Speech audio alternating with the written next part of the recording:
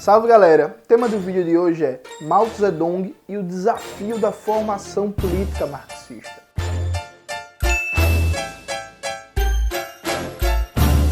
Antes de começar propriamente o tema do vídeo de hoje, como de praxe, quero agradecer muito a você que ajuda a manter e melhorar nosso canal a partir do Apoia-se.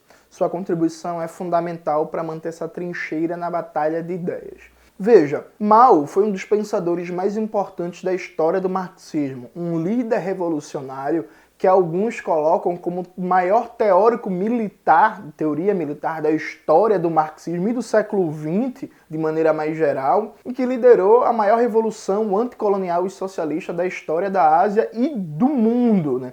Embora a Revolução Russa tenha tido um impacto mundial maior, a China é o país mais populoso do mundo, já era na época da Revolução Chinesa. E Mao tem contribuições muito importantes para pensar o trabalho de base, a partir de suas reflexões sobre linha de massa, para pensar a questão militar, para pensar o trabalho no campo, para pensar a questão agrária e por aí vai. E Mao também escreveu muito sobre formação política. Mao refletiu muito sobre o trabalho de divulgação e popularização do marxismo. E eu resolvi gravar esse vídeo porque eu acho fundamental mostrar que Mao não se confunde com algumas apropriações do maoísmo que se faz especialmente no Brasil, que é basicamente uma visão dogmática, né? São pessoas que pegam a obra de Mao, as categorias de Mao, as reflexões de Mao pensadas para a realidade chinesa e tentam aplicar mecanicamente na realidade brasileira. Então, falar em semifeudalismo no Brasil, capitalismo burocrático,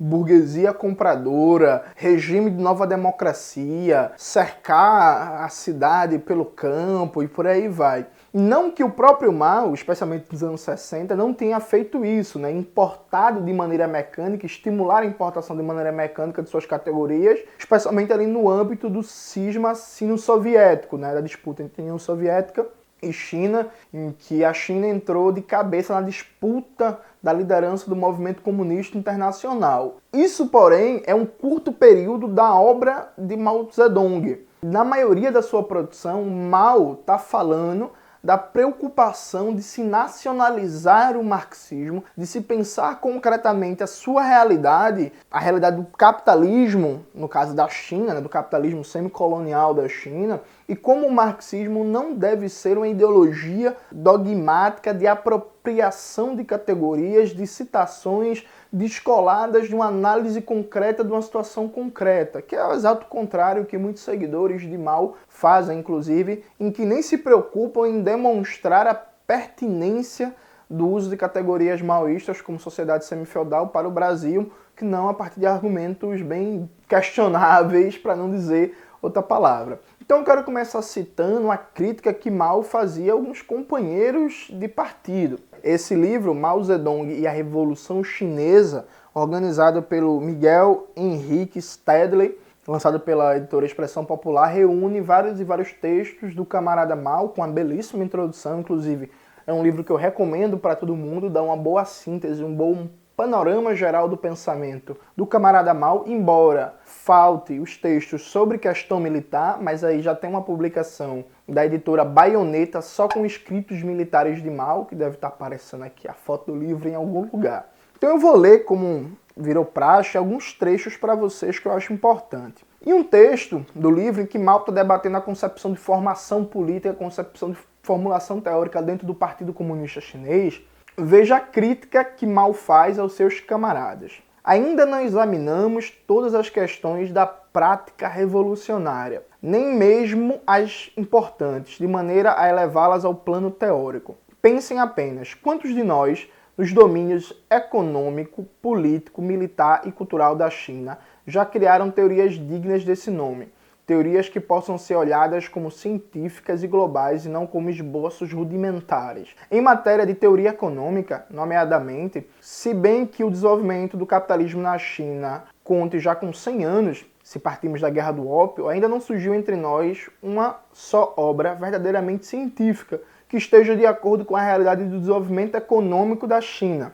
Ou seja, Mao está criticando seus camaradas de partido que, formados na Europa, sabem citar muito da Grécia, de Roma, da realidade europeia e não conhecem a história da China, a questão militar na China, a questão cultural na China. O que não significa nenhum tipo de nacionalismo metodológico, né? Significa pensar os conhecimentos universais enquanto instrumental de compreensão da sua realidade nacional e o papel dessa realidade nacional na dinâmica mundial do capitalismo. Em outro momento, na mesma página, que é a página 95, diz Mao: com efeito, o marxismo-leninismo é a teoria que Marx, Engels, Lenin e Stalin criaram na base da prática, a conclusão geral que tiraram da realidade histórica e revolucionária. Se apenas lemos as obras e não avançamos no estudo da realidade, da história e da Revolução Chinesa, à luz dessas teorias, nem fazemos qualquer esforço para pensar cuidadosamente a prática revolucionária chinesa em termos de teoria, não devemos pretensiosamente nos intitular teóricos marxistas. O que é que Mao está dizendo? Olha,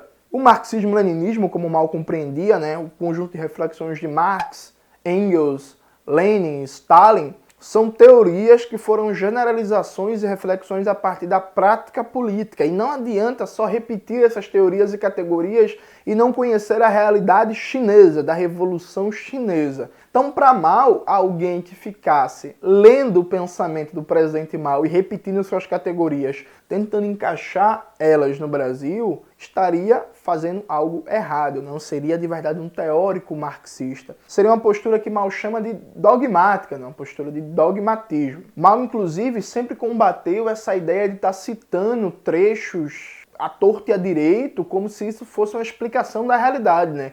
É tipo, tem uma questão super complexa, alguém solta uma frase de Lenin, e parece que a frase por si só resolveu a questão, não precisa estudar, não precisa pesquisar, porque tem uma frase ali de Lenin que você vai tentar encaixar formalmente. Veja o que é que Mao diz sobre esse tipo de procedimento, na página 104. E aí, como sempre, eu vou colocar todos esses trechos no comentário desse vídeo aqui do canal. E, mesmo agora, ainda não são poucos os indivíduos que consideram as frases isoladas, extraídas das obras marxistas-leninistas, como uma panaceia cuja aquisição basta para curar facilmente todas as doenças. Tais pessoas demonstram, com isso, uma ignorância infantil, razão pela qual devemos esclarecê-las. São exatamente esses ignorantes que consideram o marxismo-leninismo como um dogma religioso. Ou seja, Mao está criticando essa postura que é muito comum, inclusive, em vários marxistas, entre aspas, que tomam o marxismo como identidade, como eu defini nesse vídeo que está aparecendo aqui no canal, pensam o marxismo como uma identidade, como uma afirmação de identidade ideológica e não como praxis revolucionária. Então é um sujeito que ele acha respostas prontas em tudo. Ele não usa a obra de Lenin, por exemplo, como um referencial teórico para pensar a realidade brasileira. Ele busca, num trecho de Lenin, encaixar supostos aspectos da realidade brasileira e aí não precisar pensar, não precisar pesquisar, porque Lenin já resolveu tudo. Mao, em outro trecho importante, ao falar do processo de construção socialista, ele fala o tempo todo sobre a importância de aprender com a experiência soviética, já que a União Soviética tinha anos de experiência de construção socialista e a China estava iniciando esse processo, mas ao mesmo tempo a preocupação em não copiar a União Soviética. Até porque a realidade chinesa é diferente da realidade soviética, então não pode ter cópia, tem que ter aprendizado à luz da reflexão. Ou seja, o comunista chinês tem que fazer a pergunta: em que essa experiência histórica, essa teoria, esse conceito, essa realidade da União Soviética me ajuda a pensar minha experiência histórica, minha realidade concreta, esse desafio teórico que eu tenho que enfrentar, que é a mesma coisa que o comunista brasileiro deveria fazer quando lê Mao. Em vez de ler Mao Tse Tung e procurar aqui uma burguesia compradora, instalar um regime de nova democracia, como se o Brasil fosse a mesma coisa que a China dos anos 30, 40, ele deveria fazer essa postura aqui que Mao recomenda na página 271. Diz Mao: os pontos de vista apresentados acima foram formulados à luz das condições histórico-concretas da China. Vou repetir isso aqui. Os pontos de vista apresentados acima foram formulados à luz das condições histórico-concretas da China. As condições de cada um dos países socialistas e partidos comunistas não são as mesmas. É por isso que não consideramos que eles devam ou precisem seguir nosso procedimento. Mas claro que isso é impossível. A malta está dizendo assim, olha, o debate que eu fiz aqui sobre as cooperativas, sobre os desafios de transição socialista para a China, foram pensados à luz de condições histórico-concretas da China, o que não significa que os outros países socialistas na época e os partidos comunistas devem seguir as mesmas medidas, ainda que possa e se deva aprender com o exemplo histórico. Então, por exemplo, nesse livro tem um texto de Mao sobre as cooperativas. E durante vários e vários momentos, Mao está debatendo o problema agrário, o problema dos camponeses, e Mao estudou muito bem a experiência soviética de coletivização das terras. E Mao fala o tempo todo sobre organizar os camponeses em cooperativas sem coerção, sem uso da força, sem uso da repressão, trabalhando basicamente na base do convencimento, do trabalho político de massas, porque Mao sabe do problema que a coletivização da terra causou na União Soviética, na Aliança Operária Camponesa. E aqui, sem debater se era necessário, se não era necessário. O X da questão é, aquilo criou vários problemas para a União Soviética. E a China, um país de 80% da população rural, não poderia repetir esse problema, não poderia repetir o caminho da União Soviética. Então Mao fala assim, olha, a União Soviética fez isso de bom, mas a gente não pode repetir isso, a gente não pode repetir isso, a gente não pode repetir isso. Não pode repetir por quê? Porque nas condições concretas da China, isso e isso são diferentes. Percebe?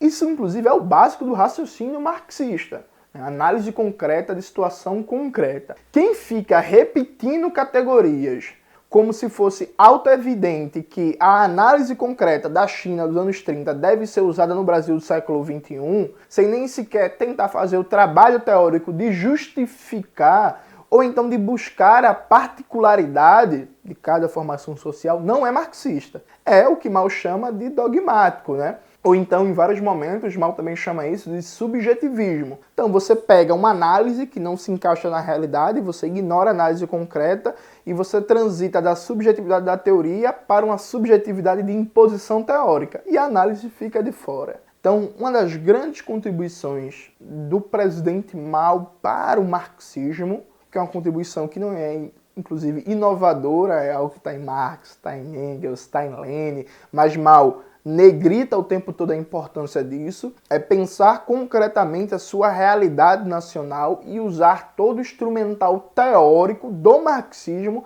e das ciências de maneira geral para pensar a sua realidade nacional e continental sem nenhum tipo de dogmatismo, de formalismo teórico e de importação à crítica de categorias que não se encaixam nessa realidade. Então é possível admirar a obra do presidente Mao, ler, estudar, entender as contribuições dele para o marxismo e não ser um dogmático que acha que, por exemplo, o Brasil é semifeudal porque Mao dizia que a China é semifeudal. Não é assim que se trabalha numa perspectiva crítica do marxismo. É isso, galera. Espero que vocês tenham gostado do vídeo de hoje. Não esqueça de, aquilo de sempre, né? Se inscrever no canal, curtir, compartilhar o vídeo, ativar o sininho, ouvir o Revolu Show, prestar atenção nas indicações de textos que estão aqui na descrição do vídeo. Qualquer dúvida, chama lá no Instagram que a gente responde sempre as perguntas, sempre que possível, sempre que dá. E até a próxima!